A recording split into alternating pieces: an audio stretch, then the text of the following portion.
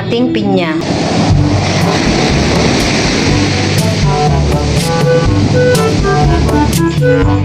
At dito po ay luto na po itong ating ito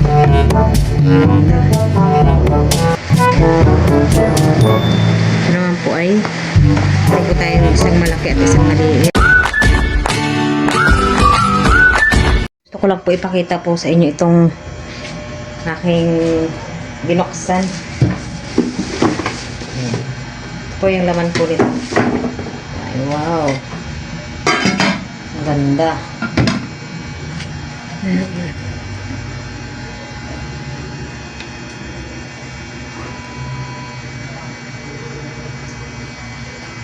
Paparto ko na lang po itong pagpapakita ko po ng ganito. Yan, ang ganda.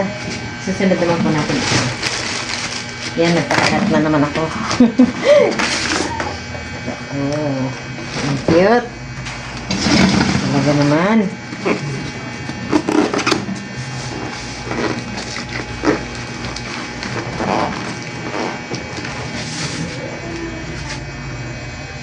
Papakita ko lang po ito, ha. Kasi mas maganda din po talaga pag pinapakita po yung laman. At ito, wow, ang cute. Wow, ganito pala. Bali po itong ganito po ay 4 na piraso. Wow.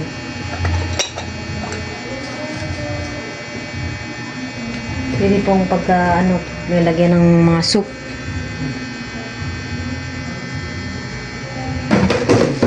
Bali 4 na piraso po ito.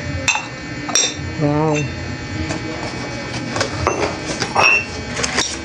Tama-tama po ito pagka natapos po yung ating kusina ay aayos na po natin ang ating mga gamit.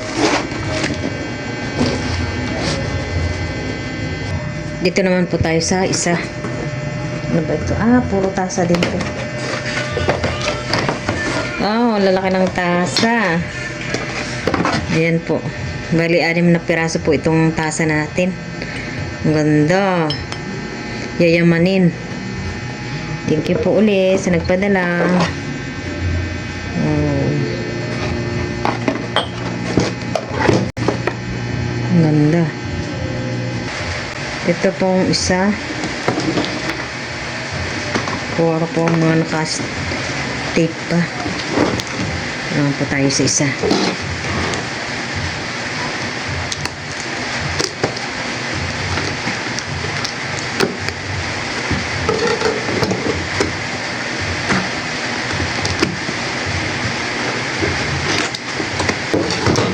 Ito po, hindi na po sobrang excited ko pong ipakita ito sa inyo. Ay hindi ko na po nahintay ng kinabukasan. Ayan po. Ito naman po ay meron po tayong isang malaki at isang maliit. Ayan.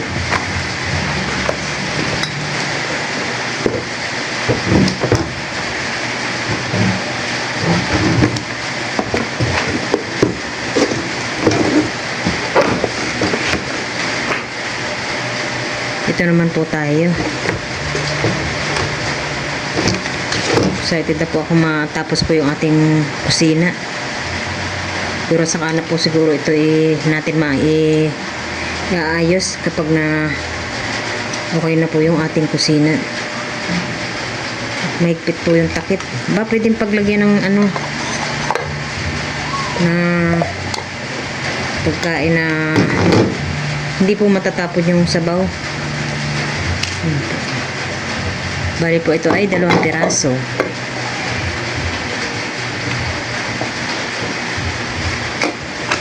Okay po.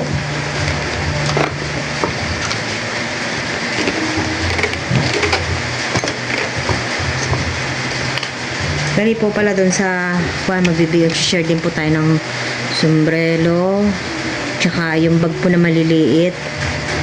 Share din po tayo. At ito naman po ay tumbler. Hindi ko po lang alam po kung pwede ito sa mainit tsaka malamig. Ano natin. Wow. Wow. Ito po yung loob niya. Thank you po ulit.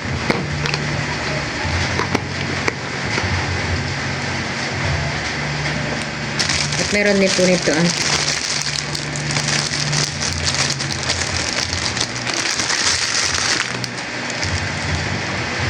Ito naman po yung nilalagay po sa CR. Alam niyo po, dun sa may Happy Mart, ito po ay nung napunta po kami na Tito Ninyo, ay gusto ko pong bumili ng ganito. Para po parati pong tuyo po yung yayapakan. Bali po, 2 piraso po ito. Ayan po, at meron din po siyang para hindi po madulas. Po sa tunay na ako po talaga hindi ko po akalain na magkakaroon po ako ng mga ganitong gamit. Maraming salamat po uli. Sobra po nakakatuwa. Bali po ito ay 2 piraso. Ayan, ito na po yung last na box. Wow. Yung sabi po kami Kinkin po kanina na pwede pong lagyan po ng mga prutas. Pag isi-serve po siguro ito. Pag mag-serve na po ng prutas. Yan po, ang ganda po ng patungan din po niya. Thank you po.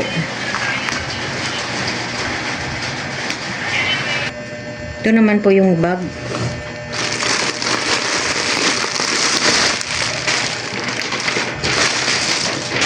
Bali po sa unang padala po niyang balikbayan box ay meron din pong ganito pero itim. Yung pong madalas ko pong gamitin pag ako po ay umaalis. Yan po ay gusto ko din pong pinaglalagyan po ng cellphone at kung ano pong madadala. Ito po ay para mas malaki po ito. Yung po tig-isa. Ayan po, at tapos ko na pong unbox po itong mga nasa kahon. Thank you po ulit sa panonood. At ito naman po pala yung kuan kasi siya. Dito. Ito po yung kumot. Bali po nung sa box, unang nadala din po niyang box po sa amin ay meron din pong ganitong kumot. Ayan po, meron naman po tayong 1 piraso. Talagang pang malamig. Sarap po. Yan pang pag isang tao lang. Pang naman po siya, pang Valentine's. Nung nakaraan po ay, kasi nung pinadala niya daw po yung sa amin ay, sakto po, December po yun. Kaya yun po pang Christmas po yung kumot po na pinadala niya po sa amin. Binigyan po din natin yung sinanay ng isang kumot. Thank you po. Sarap po sa gagamit po siguro namin ito sa taglamig na. Dahil sa ngayon po ay medyo mainit pa po. Madalas naman po yung ulan po dito pero umiinit pa rin po. Kaya siguro mga December namin magagamit ang mga ganito po. Thank you po ulit.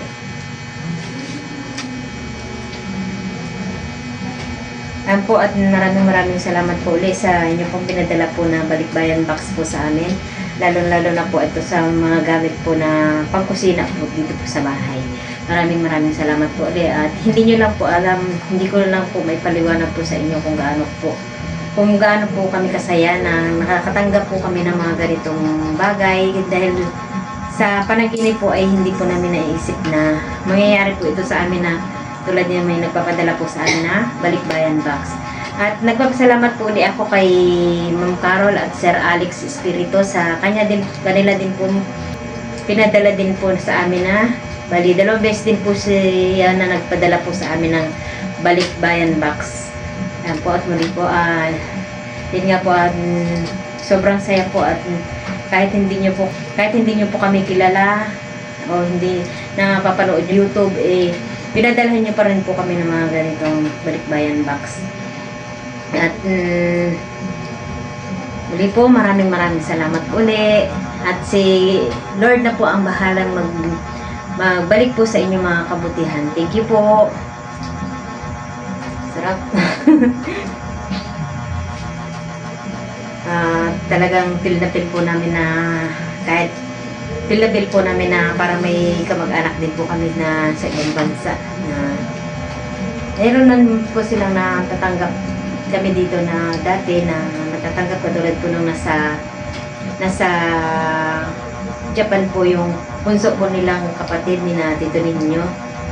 Ngayon po ay nasa Cavite na po siya na pagawa na po siya ng bahay doon at na apartment po niya. Pero hindi na po siya nakabalik ng Japan. Yan po at nakatanggap din po kami nang galing po doon. Iba po pala ang pakiramdam pagka kayo po yung mismong makakatanggap. Thank you po. Ingat po kayo parate. The next day.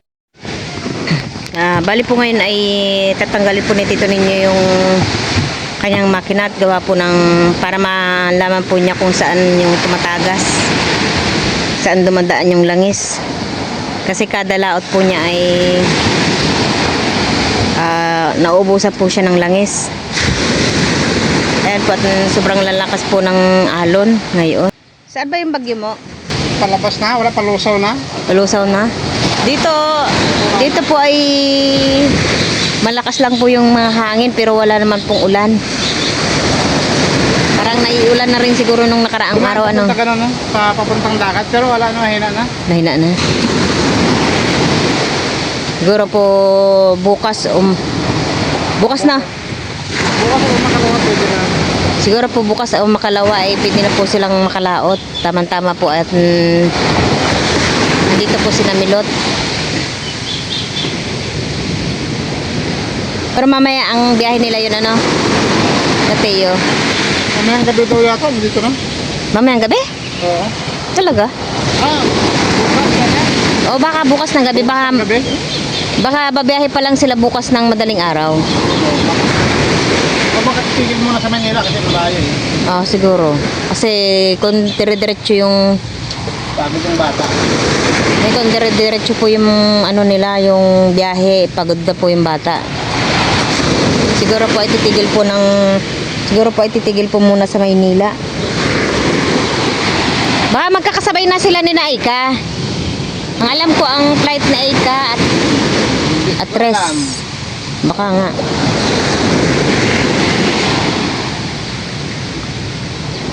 Baka siguro magkakasabay na sila. Sa Ika, sabi ni Kalak na ako.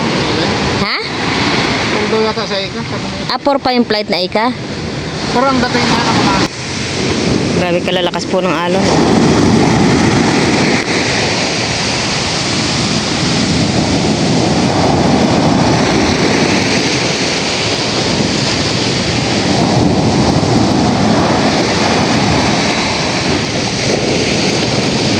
Uy, yung laki.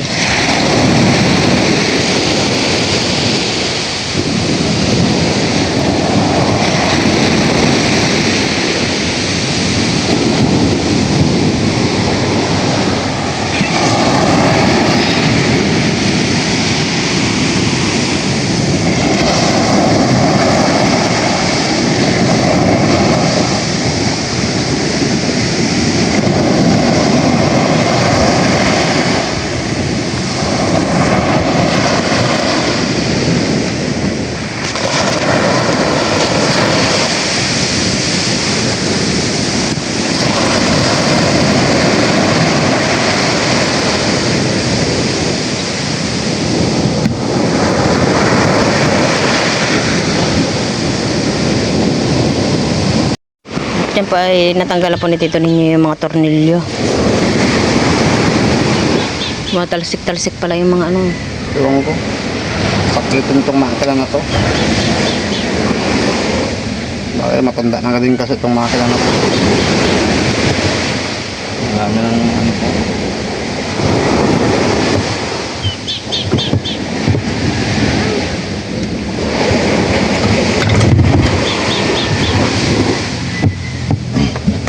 Uy. Doon din po tumatalsik yung mga langis.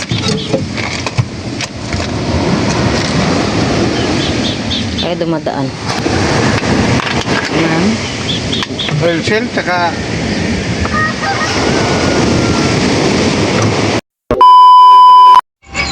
Ayan po, ito ko po ngayon ay magsasabaw po ng bisugo. At ito po yung ating ilalagay. Ampalaya. Bunga ng ampalaya.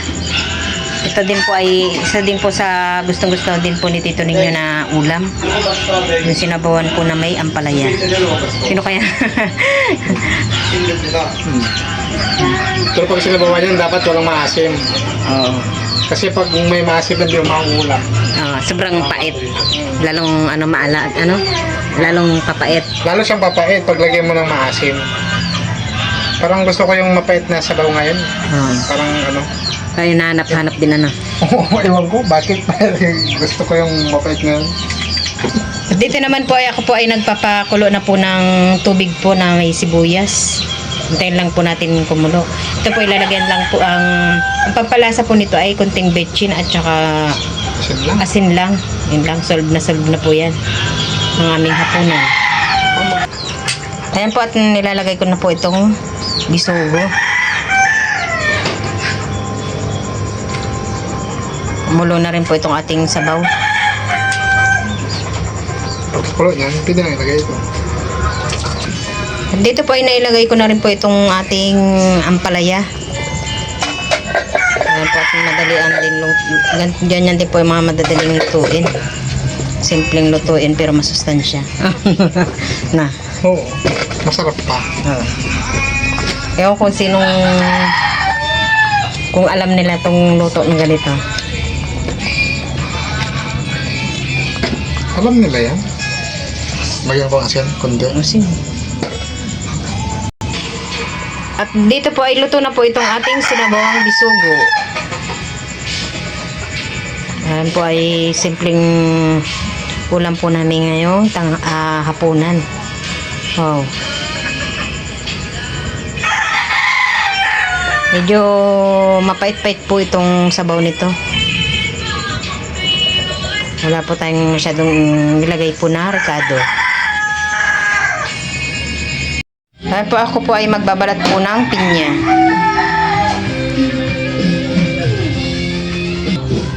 Kaya po at babalitan na po natin para po mamayang hapunan natin ay meron po tayong dessert. Yan po parang medyo parang nasobrahan po sa hinog.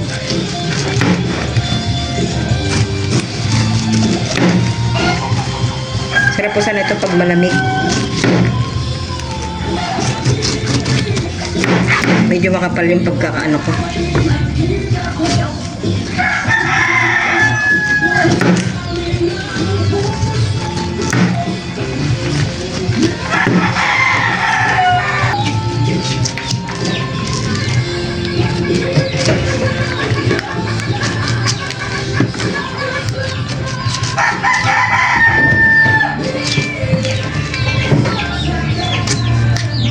Ito pong pinya ay binili po ni Tito ninyo. Kaya po tatagalan po natin ang mata.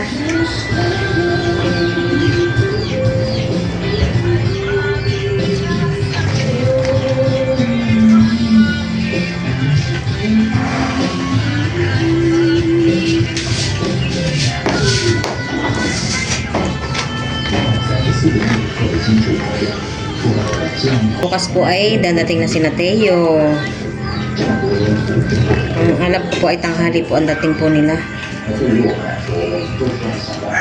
Kaya po mag-aabang na po sa pagdating nila bukas. Excited. Nakasama na naman namin si Teo. Ang ate naman po ni Bal ay ang flight po ata ay 4 pa. Sila po ay nag-iipon-ipon po, lahat po ng anak po ni nanay ay uuwi. Sila ating bibi po sa Subic. Bali, andito na din po sina Junjun. tsaka si Kuya Richie, nauna lang po sila. Si ating baby po ay magkakasabay na lang din po sila ni Richelle, sa panganay po na anak po nila ating baby. Bale, uwi din po yung kapatid po ni na dito ninyo na bunso, taga Cavite. Sasaya na naman ang Team Zambales. Nandito naman si Teo. Okay na, balitan ko na po itong ating pinya. Ayan po, at hiwa-hiwa ko na rin po itong ating pinya. At binadburan ko po ng asin.